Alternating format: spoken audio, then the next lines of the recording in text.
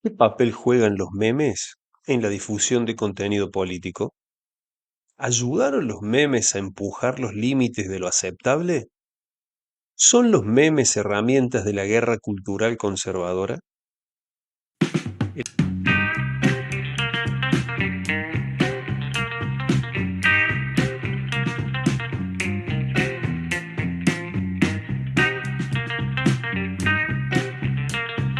El artículo Memes y violencia simbólica, Proud Boys y el uso de memes para propaganda y la construcción de identidad colectiva, de Julia de Cook, ya tiene sus añitos. Fue publicado en el año 2018, pero guarda muchísima actualidad.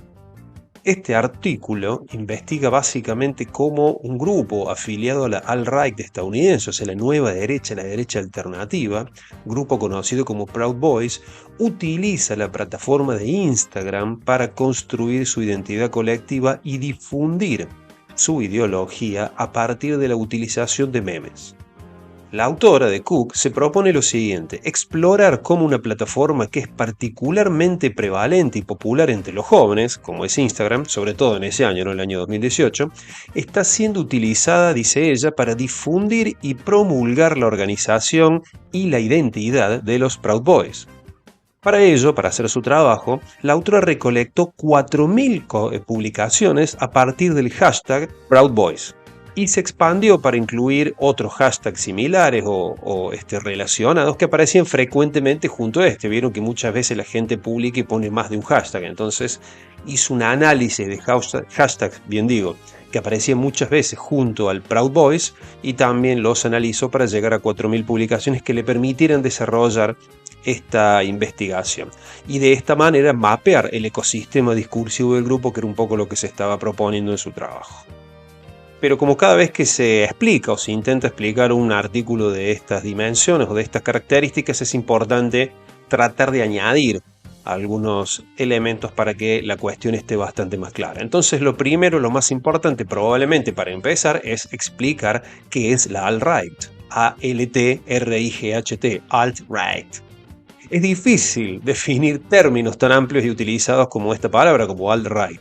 Pero básicamente, alt-right es la fuerza emergente de derecha, sobre todo en esos años y ahora ya medio peleada, pero esencialmente trumpista, o sea, seguidores de Donald Trump, que discute en Estados Unidos a la derecha tradicional, al conservadurismo básicamente republicano, que se lo podría llamar quizás también un conservadurismo más institucional, ¿cierto? Más institucionalista, mientras que la alt-right discute justamente a la propia institución, además de embarcarse en esta famosa que se habla ya en varias ocasiones, guerra cultural. Los teóricos, de hecho, de este movimiento de extrema derecha se esfuerzan en afinar la doctrina de una derecha alternativa llamada a reemplazar el conservadurismo tradicional considerado obsoleto. Dentro de Estados Unidos se sabe que este tipo de conservadurismo se desarrolla sobre todo en el Partido Republicano. El conservadurismo que la alt-right considera obsoleto tiene, según los teóricos de este tipo de movimientos, obsesiones librescambistas, presupuestarias y fiscales que solo, dicen los teóricos de la alt-right, favorecerían a la élite internacional de Davos. Entonces, fíjense la ruptura que propone este tipo de derecha. Se asocia el conservadurismo con una élite y se construye una noción de derecha o una noción de derecha extrema que se opone a las élites, ¿sí?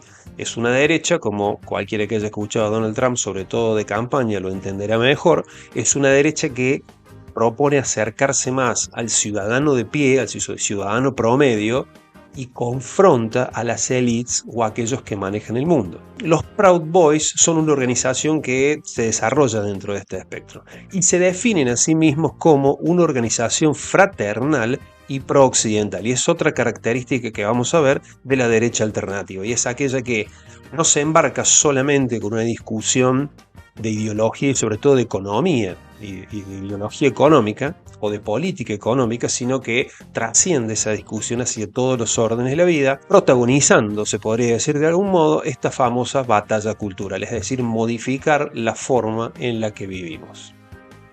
Los Proud Boys es una organización exclusivamente masculina que opera principalmente en Estados Unidos y Canadá y que fue fundada en el año 2016 por Gavin McInnes. ¿Cómo se definen a sí mismos los Proud Boys? Como antifeministas y pro-occidentales. También reconocer que el crecimiento de las luchas de las minorías y sobre todo la lucha de género también desarrolló de alguna manera este tipo de organizaciones como una respuesta, como una reacción. Por eso son movimientos intrínsecamente reaccionarios. Entonces los Proud Boys se manifiestan como antifeministas y pro-occidentales, juntando de alguna manera los dos grandes temas que trascienden a las ultraderechas, sobre todo occidentales, que es el género y la migración. En consecuencia, rechazan la migración y particularmente el Islam como religión, otra cuestión que vamos a ver en general en las ultraderechas de todo el norte global, y es que la idea de inmigración se suele concentrar más allá del extranjero en sí, sino apunta sobre todo a la religión islámica. Es decir, hay una asociación, sobre todo en Europa, ¿no? Pero en Estados Unidos también, asociaciones muy fuertes entre la idea de lo nocivo que es el extranjero asociado a lo nociva que es para ellos, para su concepción, obviamente, la religión islámica.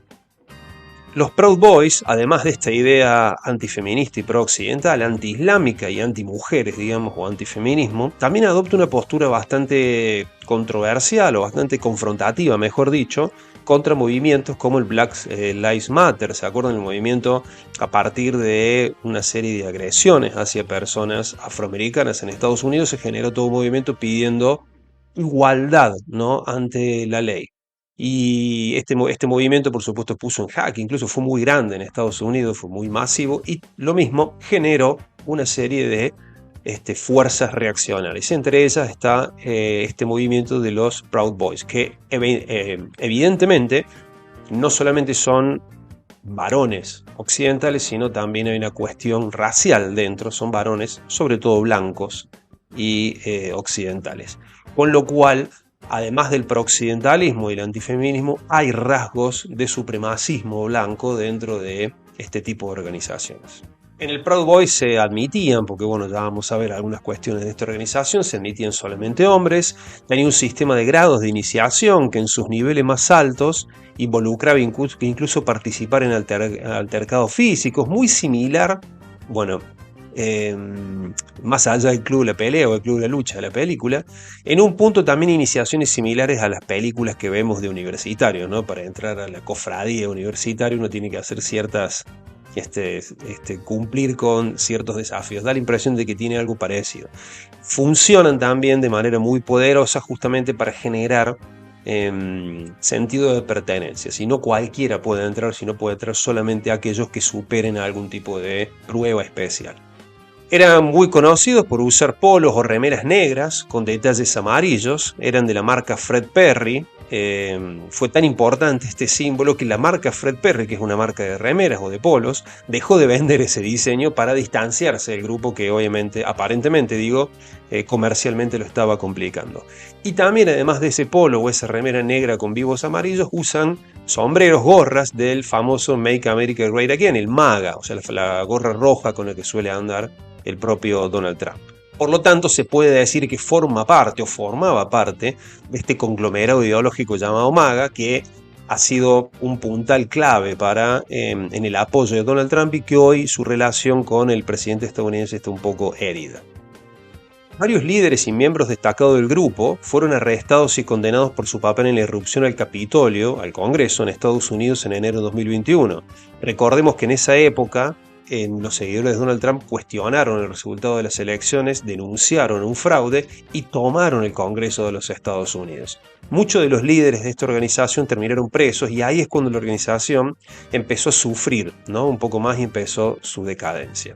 El lema oficial de los Proud Boys es: soy un chauvinista occidental que se niega a disculparse por crear el mundo moderno. Para ellos, para los Proud Boys, el chauvinismo no es un insulto, sino un motivo de orgullo. Esa interpretación se basa, dice la autora, en tres premisas. Por un lado, superioridad cultural. Creen que la civilización occidental, basada en valores europeos y estadounidenses, es intrínsecamente superior a cualquier otra civilización o sistema político del mundo. Por otro lado, rechazo a la culpa. Sostienen que los hombres modernos no deben pedir perdón por eventos históricos como el colonialismo o la esclavitud, argumentando que los logros de Occidente, como la democracia, el capitalismo y los avances científicos, superan con creces sus errores. Acá hay que hacer un disclaimer, un asterisco grande como una casa. Fíjense que ese rechazo a la culpa no tiene que ver tanto con el hombre masculino moderno, o solamente con el hombre masculino moderno, no el hombre como generalización, sino el hombre masculino, sino además tiene mucho que ver con una cuestión racial, es decir, el hombre blanco es el que ha colonizado y el que ha esclavizado, por lo tanto, quien no debe pedir perdón es el hombre blanco moderno. Y evidentemente hay una asociación entre la democracia, el capitalismo, los avances científicos y el hombre masculino blanco, con esta idea de no pedir perdón y esta presunta superioridad a partir de haber inculcado a las sociedades los valores que ellos consideran más importantes. Y por último, West is the best, es decir, el oeste es el mejor. Recordemos que el mundo occidental es el mundo del oeste y el mundo oriental es el mundo del este. Históricamente, en el siglo XX, en realidad no históricamente, el este estaba detrás de la cortina de hierro del mundo comunista. En la actualidad el este es el mundo por ahí económicamente más pujante, con China como punta de lanza e India en segundo orden, mientras que Occidente es el mundo que ha dominado, el sector del mundo que ha dominado el mundo en los últimos, 300, 400 años, en que es la Europa occidental obviamente y Estados Unidos. Ellos dicen West is the best, que viniendo de lo siguiente, si dicen que los logros occidentales son los más importantes, obviamente el oeste es la mejor opción. Vivir como se vive en el oeste del mundo es la mejor opción. Consideran, obviamente, que el estilo de vida occidental es el mejor, pero al mismo tiempo consideran que está bajo asedio. ¿Por qué? Por el multiculturalismo y la inmigración. Y acá empezamos a asociar esta sensación de, primero, esta sensación de sentirse invadidos por inmigrantes, en especial por personas de religión islámica, la sensación de proteger a Occidente y de defender la idea occidental como la mejor del mundo. En Argentina, por ejemplo, Javier Milei tiene ideas bastante parecidas. Como decía, al día de hoy el grupo se encuentra fragmentado por la presión policial, sobre todo después del ataque al Capitolio, al Congreso, en la que muchos de sus líderes fueron condenados. Sin embargo, sus ideas, las ideas que diseminaron los Proud Boys, que son motivo de este estudio, siguieron, por supuesto, su camino y siguieron existiendo. Siguiendo con el artículo de Cook, la autora recurrió a Bourdieu para sostener que los memes y hashtags de los Proud Boys no son actos aislados, sino que son prácticas que ocurren dentro de un hábitus, un concepto muy conocido de Bourdieu, que sería el entorno social del grupo, y un campo que es el ecosistema de Instagram. Entonces el entorno social del grupo funciona dentro del ecosistema de Instagram a partir de la propagación de memes y el uso de hashtags, encontrados o hallados o considerados como hechos no aislados, sino parte de una costumbre, una forma de publicar. Dentro de este espacio, dice de Cook, el uso de un lenguaje específico, tanto visual como textual, otorga capital cultural, otro término de Bourdieu, valida la experiencia del grupo y ayuda a construir una visión del mundo que se busca imponer a otros o convencer a otros de que es la visión del mundo correcta. En su investigación de Cook, en los resultados de su investigación, bien digo, de Cook, analizó hashtags como Deus Vult, la voluntad de Dios, y Western Chauvinism, que serían los hashtags que encontró más cercanos al hashtag Proud Boys, que es la centralidad de su investigación. Ella dijo que estos dos hashtags no son meras etiquetas, sino que son actos lingüísticos que señalan una ideología islamófoba, la voluntad de Dios, y etnonacionalista. Además, los memes cooptan símbolos como Pepe the Frog, Pepe la Rana, que es un símbolo muy usado por la ultraderecha, símbolos que han sido adaptados, que fue adaptado con el informe distintivo de esta organización. Recuerdan que era la camiseta o el polo amarillo, negro con vivos amarillo de la marca Fred Perry. Y como decíamos con estas cuestiones del ingreso, de la dificultad para ingresar, los Proud Boys tienen muchas características de ser una hermandad universitaria o incluso más allá de ser una secta, sobre todo a partir de los rituales de iniciación. El lema Deus Vult invoca una nostalgia por las cruzadas y enmarca su lucha como una guerra santa moderna. Esta mística se combina con rituales físicos como ser golpeado por otros miembros, serial beating, y tatuarse los símbolos del grupo, como hace por ejemplo la mafia rusa. Esta estructura apela a hombres que se sienten desplazados por la sociedad moderna, ofreciéndoles un sentido de pertenencia y propósito a través de la camaradería y la violencia compartida, como se sugiere en algunos memes de reclutamiento en las figuras que se comparten a continuación. Hay una gran similitud de este tipo de estrategias o este tipo de organizaciones con, por ejemplo, la novela y posteriormente la película El Club de la Pelea o El Club de la Lucha. Su estética, sigue de Cook, es fascista. Siguiendo ella la teoría de Walter Benjamin, argumenta que los Proud Boys estetizan, bien dicho, su política para hacerla más atractiva y normalizar de esa forma la violencia. Esto se manifiesta, dice de Cook, de tres formas principales. Por un lado, la mercantilización. Crean y venden mercancía como ropa y gorras con sus logos, convirtiendo la ideología en un producto de consumo y una marca de estilo de vida. Por otro lado, como decíamos recién, los símbolos cooptados se apropian de símbolos existentes, otra estrategia habitual del neoconservadurismo. Los Proud Boys se apropian de símbolos existentes como la bandera de Gadsden, Don't Tread on Me, y reemplazando la serpiente de esa bandera con el Pepe la rana o el Pepe el sapo y el lema Don't Tread on Mimis, que se puede ver en la siguiente figura. Una jugada irónica que defiende su propaganda, bien digo, como libertad de expresión. También tiene entre su simbología la parafernalia militar. Exhiben armas habitualmente y equipo táctico, presentando al movimiento no como un grupo de odio, sino como una milicia necesaria para proteger la libertad, justificando así la violencia política. Es decir, hay un movimiento fundamental, discursivo, que se desarrolla para justificar algo, que es convertir aquello que es ofensivo en algo defensivo. Entonces, los Proud Boys en realidad están defendiendo la cultura occidental porque es la mejor, una cultura de la cual ellos se sienten orgullosos y además responsables como varones blancos, y por lo tanto como varones blancos también tienen la responsabilidad de defender ante lo que está sucediendo en estos años, que es el avance del feminismo, el avance de libertades individuales y de reconocimiento de otras sexualidades, y al mismo tiempo lo que dicen ellos, la mezcla de la cultura. De Cook dicen que para todo esto los Proud Boys apelan a la nostalgia selectiva. Dice que en sus publicaciones se emplean una estética flash wave, que viene si uno la ve, es muy de la década del 80, que evoca la cultura de consumo de esa década para promover un futuro que es en realidad un retorno a un pasado idealizado. De nuevo, algo muy habitual en los grupos neoconservadores. De hecho, Make America Great Again quiere decir justamente volvamos a hacer América grande como era antes. Es decir, se apela, lo chistoso es que con jóvenes que no han vivido esas épocas, pero se apela, se buscan épocas diferentes, épocas pasadas en las cuales el mundo era mejor. Sobre todo, obviamente, para el varón. Una cuestión interesante que encontró de Cook es que los Proud Boys rechazaban a la derecha alternativa, es decir, negaban ser parte de ella, y básicamente lo decían por lo siguiente. Antes, aclarar que se reivindicaban como una alt-right o simplemente como un club de hombres pro-occidental.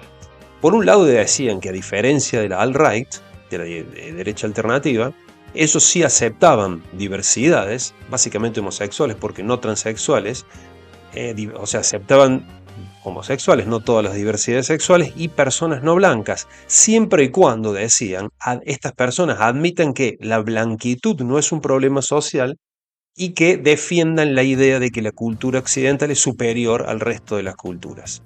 Por otro lado, a través de un mecanismo discursivo, también se separaban, decían ellos, de la derecha alternativa porque ellos consideraban a movimientos como el Ku Klux Klan o los nazis o los movimientos pronazis como grupos de odio, y de hecho los equiparaba a esos movimientos con los movimientos por los derechos civiles. Ellos decían que tanto movimientos como el Antifa, como Black Lives Matter o como el feminista eran movimientos fascistas. De esta forma, los Proud Boys lograban victimizarse equiparando a sus adversarios ideológicos con movimientos claramente odiadores, se sitúan del otro lado como gente que no odiaba de hecho y como víctimas de estos movimientos a los que reacusaba, digamos, de fascistas. Una estrategia muy similar a la que se utiliza habitualmente en muchos sectores conservadores que hablan de feminazis, ¿cierto? La idea de equiparar un movimiento o una ideología como la nazi con movimientos que en realidad están defendiendo a minorías o en este caso el movimiento feminista es una manera de victimizarse, es ponerse a la defensiva y marcar o designar a su rival político como si fuera el verdadero fascista. ¿Qué dice de Cook sobre esta movida, esta idea que usan los Proud Boys para separarse de la alt-right? Ella dice que es un movimiento estratégico para salvar las apariencias. Por un lado, dice ella, lo hacen por un tema de reclutamiento y de aceptabilidad. Dicen que al mostrarse como una organización menos extrema, logran mantenerse atractivos para un público más amplio, lo que les permite captar a más personas, sobre todo jóvenes. Y por otro lado, la idea es ocultar el fascismo, es decir, al distanciarse de la derecha alternativa, intentan presentar al grupo de una forma menos cuestionable y está objetando el fascismo. Personalmente o humildemente también añado esta idea de, al separarse del fascismo y asignar esa característica a sus rivales ideológicos, se ubican en una posición defensiva, les da material discursivo o estratégico para decir que el hombre blanco en realidad está a la defensiva ante movimientos fascistas que los están atacando. Finalmente, en cuanto a sus conclusiones y después del análisis memético que realiza de Cook, concluye ella que los memes funcionan como poderosos actos lingüísticos y una forma de estética política que va más allá del humor o la trivialidad. El humor en sí mismo es así, ¿no? En lugar de participar en un discurso racional, dice de Cook, los Proud Boys utilizan estos artefactos culturales para reproducir y normalizar estructuras sociales violentas, construyendo una realidad alternativa para sus seguidores. La ironía y el absurdo sirven como una fachada, afirma de Cook, que oculta una propaganda eficaz capaz de eludir el pensamiento crítico y apelar directamente a la emoción y al sentido de identidad grupal. ¿Qué piensan? ¿Vamos a ver igual los memes de ahora en adelante o trataremos de ver quién los hizo y por qué los hizo y qué nos están diciendo? ¿Cuán poderosos son realmente los memes para convencernos de ideas? ¿O cuán poderosos son los memes, como vamos a ver en otros artículos, para evitar que las redes sociales finalmente bloqueen ciertas publicaciones? Trascendiendo cuán poderoso es el humor como vehículo ideológico y vehículo de ideas, estemos de acuerdo con esas ideas o no estemos de acuerdo con ellas.